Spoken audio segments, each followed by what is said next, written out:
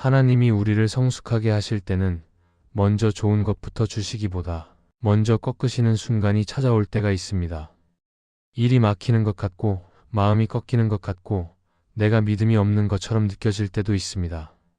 그래서 우리는 쉽게 생각합니다. 내가 잘못하고 있나? 하나님이 나를 멀리 하셨나? 왜 이렇게 힘들지 하는 마음입니다. 그런데 어떤 꺾임은 벌이 아니라 방향을 바꾸는 손길일 수 있습니다. 하나님은 우리를 작게 만들려고 꺾으시는 것이 아니라 더 단단하게 세우려고 만지실 때가 있습니다. 우리는 보통 성숙을 성장이라고만 생각합니다. 더 많이 알고 더 잘하고 더 강해지는 것처럼 느낍니다. 그런데 하나님이 주시는 성숙은 때로 반대 방향으로 옵니다. 내 손에서 내려놓게 하시고 내 마음의 의지처를 바꾸게 하시고 내 기준을 다시 정리하게 하십니다. 그래서 하나님이 성숙하게 하실 때는 내 안에서 먼저 꺾이는 것들이 생길 수 있습니다. 그 꺾임이 아프긴 하지만 그 자리를 지나면서 우리는 조금씩 하나님 쪽으로 더 가까이 가게 될 수 있습니다. 오늘은 하나님이 나를 성숙하게 하실 때 먼저 꺾으시는 4가지를 살펴보겠습니다. 첫째, 내 방식 고집이 꺾일 때 성숙이 시작될 수 있습니다. 신앙생활을 하다 보면 우리도 모르게 익숙한 방식이 생깁니다. 기도도 이렇게 해야 마음이 놓이고 사람을 대할 때도 이런 식으로 해야 안전하고 일이 풀릴 때도 늘 이 방법이 맞다고 믿게 됩니다.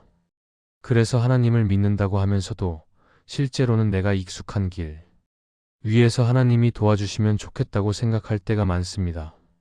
하나님이 인도하신다는 말은 하지만 그 인도는 내 계획 안에서만 가능하다고 여길 때가 있습니다. 그런데 하나님이 우리를 성숙하게 하실 때 가장 먼저 만지시는 부분이 바로 이 고집일 수 있습니다. 내 방식이 흔들리고 내 계산이 틀어지고 내가 붙들던 방법이 더 이상 통하지 않을 때가 옵니다. 그때 우리는 당황합니다. 그리고 마음이 꺾입니다. 하지만 그 꺾임이 꼭 나쁜 신호는 아닙니다. 하나님은 내 방식을 무너뜨려서 나를 망하게 하시려는 분이 아니라 내 방식에 갇힌 신앙을 풀어주려는 분일 수 있습니다. 내 방식 고집이 강할수록 신앙은 점점 좁아집니다. 하나님이 하실 수 있는 일의 범위가 넓어지는 것이 아니라 내가 허락한 범위 안에 갇히게 됩니다. 그래서 하나님은 때로 일부러 길을 바꾸십니다. 내가 계산한 대로 가지 않게 하시고 내가 준비한 방식이 막히게 하시고 내가 기대한 타이밍이 흔들리게 하십니다. 그러면 드러납니다. 내가 하나님을 믿는 것 같았는데 사실은 내 방식이 안전해서 버티고 있었던 건 아닐까 하는 질문이 나옵니다. 그 질문이 시작점이 됩니다. 출애굽기 14장에서 이스라엘 백성은 홍해 앞에 서게 됩니다. 앞에는 바다이고 뒤에는 애굽 군대가 따라옵니다. 그 상황은 우리가 흔히 말하는 막다른 길입니다. 그때 백성들은 당황하고 원망합니다. 왜 우리를 데리고 나와서 죽게 하느냐고 말합니다. 그들의 반응은 이해가 됩니다. 그러나 그 장면에서 중요한 것은 그들이 막다른 길에 선 것이 하나님이 길을 잃으신 결과가 아니라는 점입니다. 하나님이 일부러 그 길로 이끄셨습니다. 왜냐하면 하나님은 그들의 방식이 아니라 하나님의 방식으로 살게 하시려 했기 때문입니다. 그들은 위기 앞에서 애굽으로 돌아가는 것이 익숙한 방식이었습니다. 불평하고 두려워하고 다시 예전으로 돌아가는 것이 그들이 아는 길이었습니다. 그런데 하나님은 그 익숙한 길을 끊으십니다. 그리고 하나님의 방식으로 길을 여십니다. 내 방식 고집이 꺾일 때는 마음이 아픕니다. 내가 열심히 했는데도 막힙니다. 내가 최선을 다했는데도 길이 안 보입니다. 그래서 스스로를 자책하기도 하고 하나님을 오해하기도 합니다. 그런데 이때 꼭 기억해야 할 것이 있습니다. 하나님은 내 고집을 꺾으실 때 내 인격을 꺾으시는 것이 아닙니다. 하나님은 내 자존감을 짓누르시는 분이 아닙니다. 하나님은 내가 하나님 없이도 버틸 수 있다고 착각하게 만드는 부분을 꺾으실 수 있습니다. 내가 나를 지켜줄 수 있다고 믿는 마음, 내 방법이 나를 살릴 거라고 믿는 마음, 그 마음을 내려놓게 하시는 것입니다. 그래서 내 방식이 막힐 때 우리는 2가지 선택 앞에 섭니다. 하나는 더 세게 밀어붙이는 것입니다. 어떻게든 내가 아는 방식으로 돌파하려고 합니다. 이때 마음은 점점 메말라갑니다. 기도는 줄고 불평은 늘고 주변 사람 탓을 하게 됩니다. 또 하나는 멈추어 서는 것입니다. 하나님, 제가 지금 막혔습니다. 하나님, 제 방식이 더 이상 안 됩니다. 하나님, 제가 주님께 길을 다시 묻고 싶습니다. 이렇게 멈추어 서는 순간부터 성숙은 시작될 수 있습니다. 성숙은 내가 더 잘하는 사람이 되는 것이 아니라 내가 더 의지하는 사람이 되는 것이기 때문입니다. 내 방식 고집이 꺾일 때 하나님은 우리를 더 자유롭게 하실 수 있습니다. 내 계획대로만 가야 평안한 마음에서 하나님이 인도하시면 어디든 갈 수 있는 마음으로 옮겨가게 하실 수 있습니다. 내 방식이 무너진 자리에 하나님의 방식이 들어올 수 있습니다. 그리고 그때 우리는 알게 됩니다.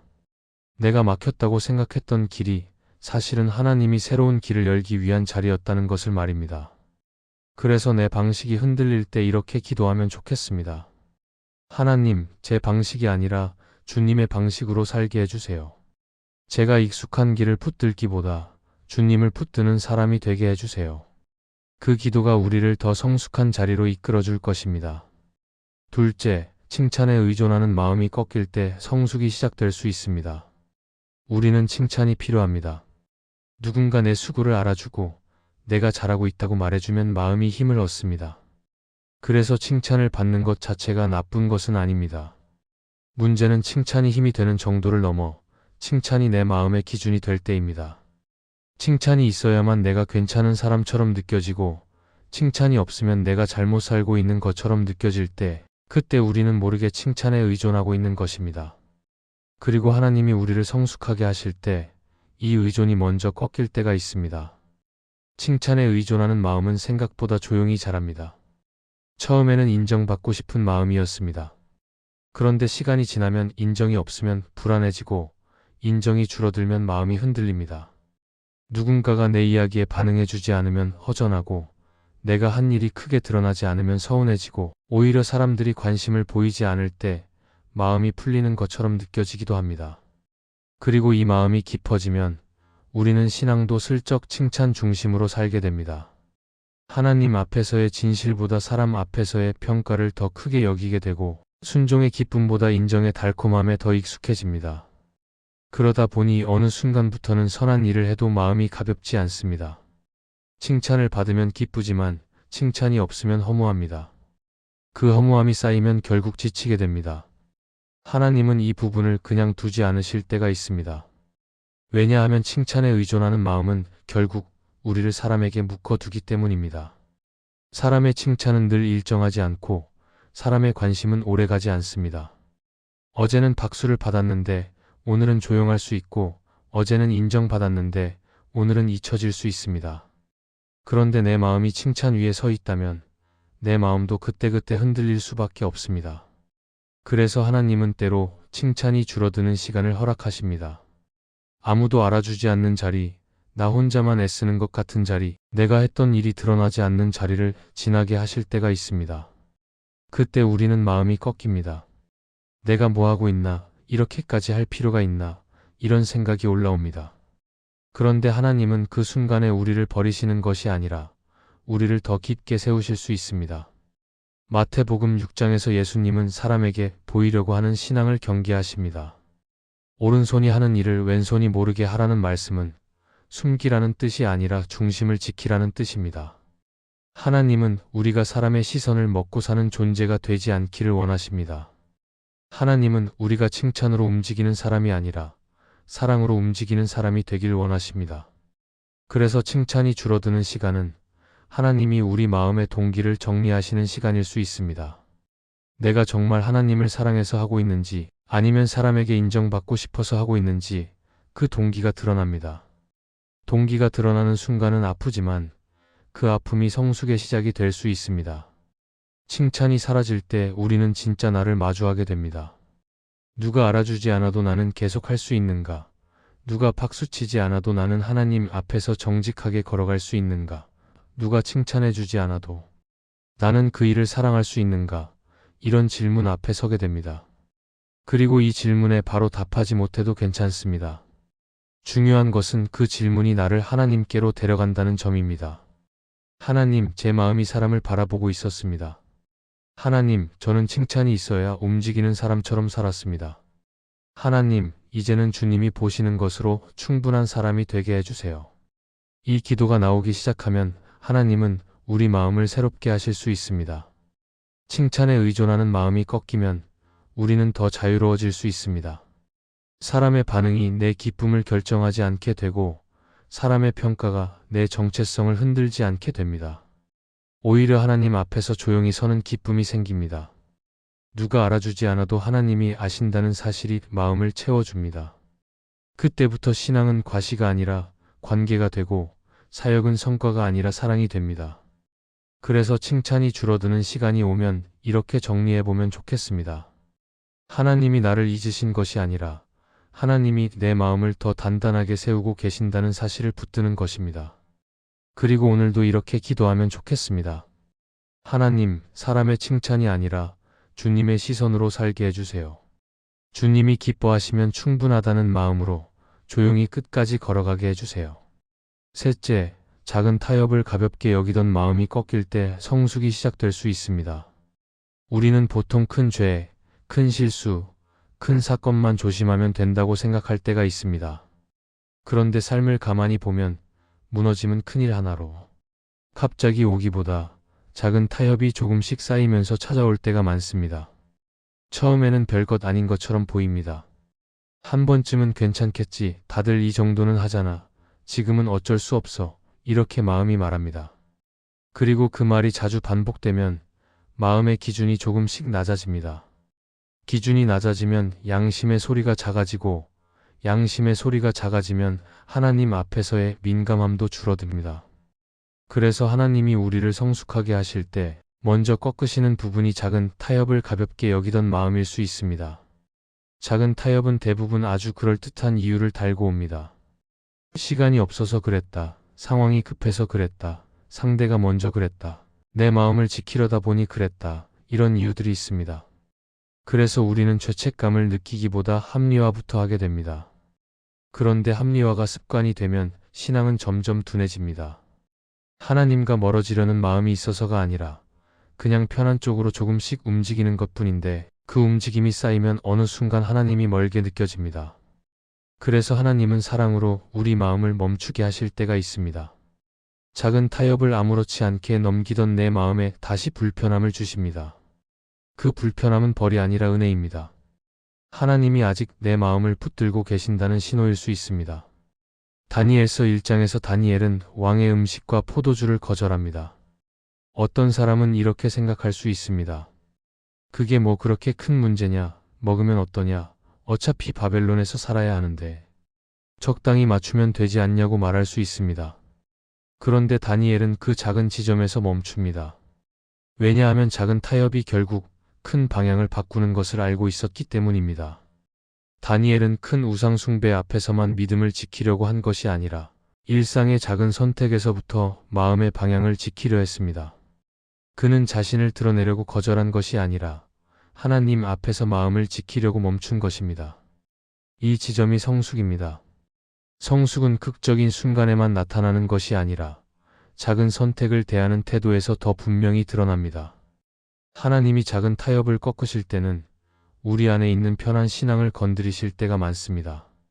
적당히 믿고 적당히 순종하고 적당히 넘어가며 살고 싶어하는 마음이 있습니다. 그런데 하나님은 우리를 적당한 자리로 부르지 않으십니다. 하나님은 우리를 정직한 자리로 부르십니다. 그래서 하나님은 때로 작은 타협이 쌓이기 전에 우리를 멈추게 하십니다. 마음이 불편해지게 하시고 기도할 때 찔리게 하시고 말씀을 들을 때 괜히 뜨끔하게 하십니다. 그때 우리는 흔히 이렇게 생각합니다. 내가 예민한가? 내가 너무 빡빡한가? 그런데 하나님이 주시는 민감함은 우리를 힘들게 하려는 것이 아니라 우리를 살리기 위한 것입니다. 작은 타협을 그냥 넘어가면 마음은 편할지 몰라도 영혼은 점점 무뎌질 수 있기 때문입니다.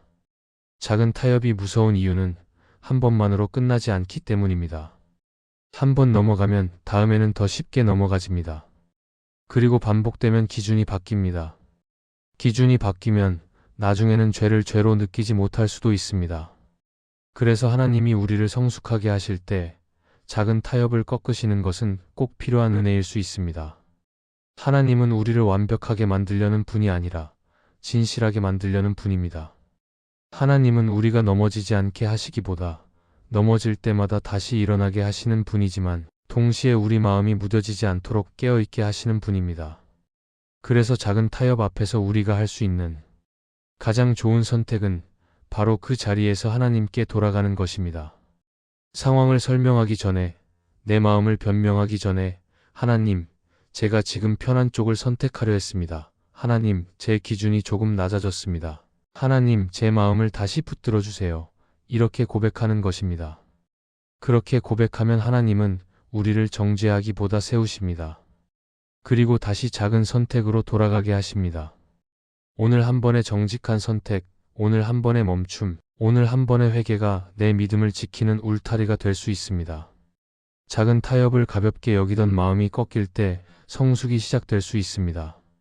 그 꺾임은 나를 괴롭히는 시간이 아니라 내 마음을 살리는 시간일 수 있습니다. 하나님은 우리가 큰 일을 하기 전에 작은 자리에서 정직해지는 법을 가르치십니다. 그리고 그 작은 정직함이 쌓일 때 우리의 신앙은 더 단단해지고 더 맑아지고 더 자유로워질 수 있습니다. 그래서 오늘도 이렇게 기도하면 좋겠습니다. 하나님, 작은 타협을 가볍게 여기지 않게 해주세요. 제 마음이 무뎌지기 전에 주님이 깨우셔서 감사하고 그 자리에서 다시 주님께 돌아갈 수 있게 해주세요. 넷째, 핑계가 꺾일 때 성숙이 시작될 수 있습니다. 우리는 누구나 변명하고 싶은 마음이 있습니다. 마음이 약해질 때가 있고 상황이 어렵다고 느껴질 때가 있고 내 입장을 알아주길 바랄 때가 있습니다. 그래서 핑계가 생기는 것 자체가 이상한 일은 아닙니다. 문제는 핑계가 습관이 될 때입니다. 핑계는 내 마음을 잠깐 편하게 해주지만 그 편안함이 오래가면 삶은 멈춰 서게 됩니다. 하나님이 우리를 성숙하게 하실 때 이 멈춤을 깨트리기 위해 핑계를 먼저 꺾으실 때가 있습니다. 핑계는 대개 아주 현실적인 얼굴을 하고 있습니다. 시간이 없었다, 형편이 안 됐다, 사람이 그랬다, 환경이 그랬다, 내가 원래 그렇다, 이런 말들은 어느 정도 사실일 수 있습니다. 그런데 사실과 핑계는 다릅니다. 사실은 상황을 설명하지만 핑계는 책임을 피하게 합니다. 사실은 나를 정직하게 만들지만 핑계는 나를 멈추게 합니다. 그래서 하나님은 우리가 상황을 모르는 척하라고 하지 않으십니다. 하나님은 다만 그 상황을 내 변명의 벽으로 쌓지 말고 주님 앞에 솔직히 들고 나오라고 하십니다. 그때부터 변화가 시작될 수 있기 때문입니다. 사무엘상 15장에서 사울은 하나님 말씀에 온전히 순종하지 않았습니다. 그런데 사울은 바로 잘못을 인정하지 않고 이유를 붙입니다. 백성 때문에 그랬다. 좋은 것을 남겨두었다. 하나님께 드리려고 했다. 이런 말로 자신을 설명합니다. 듣기에 그럴듯합니다. 하지만 그럴듯한 설명이 오히려 순종의 자리에서 멀어지게 합니다. 하나님이 원하신 것은 설명이 아니라 순종이었기 때문입니다. 이 장면은 우리에게도 익숙합니다. 우리는 마음속으로도 하나님께 이런 말을 할 때가 있습니다. 하나님, 제가 못한 게 아니라 상황이 그랬습니다. 하나님, 제가 안 한 게 아니라 여건이 안 됐습니다. 그런데 하나님은 그 이유를 들으실 수 있지만 동시에 우리를 더 깊은 자리로 부르십니다. 그러면 우리는 그 자리에서 알게 됩니다. 내가 핑계로 나를 보호하고 있었구나. 핑계로 하나님과의 거리를 만들고 있었구나 하는 사실 말입니다. 하나님이 핑계를 꺾으실 때는 나를 창피하게 만들려고 하시는 것이 아닙니다. 오히려 나를 살리려고 하실 때가 많습니다. 핑계는 나를 정죄해서 잠깐 지켜주는 것처럼 보이지만 결국 성장에서도 멀어지게 합니다. 그래서 하나님은 때로 핑계가 통하지 않는 상황을 허락하십니다. 누가 대신해주지 않는 자리, 더 이상 미룰 수 없는 자리, 변명해도 해결되지 않는 자리를 통해 나를 다시 하나님 앞에 세우십니다. 그때 우리는 처음에는 불편하지만 그 불편함이 지나면 오히려 마음이 가벼워질 수 있습니다. 왜냐하면 핑계가 사라지면 마침내 정직한 기도가 시작되기 때문입니다. 하나님, 제가 사실은 두려웠습니다. 하나님, 제가 사실은 게을렀습니다. 하나님, 제가 사실은 인정받고 싶었습니다. 이런 고백은 부끄럽지만 그 고백이 성숙으로 가는 문을 엽니다. 팀 켈러는 그의 책 내가 만든 신에서 이렇게 말합니다. 우상은 나쁜 것을 원하는 것이 아니라 좋은 것을 하나님보다 더 원하는 것이다. 핑계도 종종 여기에서 나옵니다. 나는 편안함이라는 좋은 것을 너무 원하고 인정이라는 좋은 것을 너무 원하고 안전이라는 좋은 것을 너무 원하다 보니 순종의 부담을 피하려고 핑계를 붙입니다. 결국 핑계는 내 마음이 무엇을 더 사랑하는지를 보여주는 거울이 될 수 있습니다. 그래서 하나님은 핑계를 꺾으시면서 내 마음의 우선순위를 다시 정리하게 하실 수 있습니다. 그래서 핑계가 올라올 때마다 이렇게 기도하면 좋겠습니다. 하나님, 제가 상황을 말하기 전에 제 마음을 먼저 보게 해주세요. 핑계로 숨기보다 정직하게 서게 해주세요. 그리고 지금 제가 할 수 있는 작은 순종을 하나라도 선택하게 해주세요. 하나님이 우리를 성숙하게 하실 때 핑계가 꺾이는 과정이 아플 수는 있지만 그 자리에서 우리는 더 가볍고 더 자유로운 믿음을 배우게 될 것입니다. 오늘의 말씀이 은혜가 되셨다면 댓글에 아멘이라고 적어주시면 감사하겠습니다. 여러분들이 남겨주시는 댓글은 정말 큰 힘이 됩니다. 그리고 여러분들이 눌러주시는 좋아요와 구독도 큰 힘이 됩니다. 오늘도 함께 해주셔서 감사합니다. 기도하겠습니다. 하나님, 오늘 제 마음이 꺾이는 순간을 두려워하지 않게 하시고 그 자리에서 주님이 저를 성숙하게 만지신다는 사실을 믿게 해주세요. 제 방식이 막힐 때 억지로 밀어붙이기보다 멈추어 주님께 묻게 하시고 칭찬이 줄어들 때도 흔들리지 않게 하시며 주님의 시선으로 충분하다고 고백하게 해주세요. 작은 타협을 가볍게 여기지 않도록 제 마음을 깨워주시고 핑계로 숨기보다 정직하게 서서 오늘 할 수 있는 작은 순종을 선택하게 해주세요. 넘어져도 포기하지 않게 하시고 다시 일어나 주님께 가까이 가는 길을 배우게 하시며 주님이 제 마음을 부드럽게 다듬어 주셔서 더 온유한 사람으로 자라가게 해주세요. 예수님의 이름으로 기도합니다. 아멘.